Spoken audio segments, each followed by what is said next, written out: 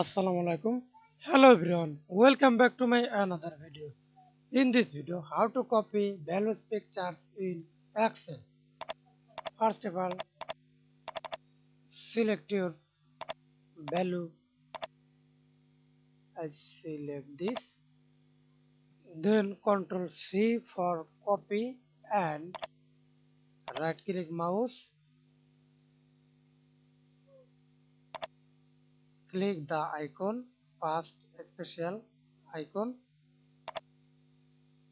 Sorry, right click mouse, past special icon. Then we can see this other past options picture you, then click here. Okay, we can see this pictures.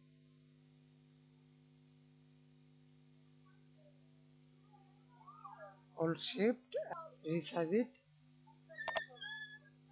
Okay,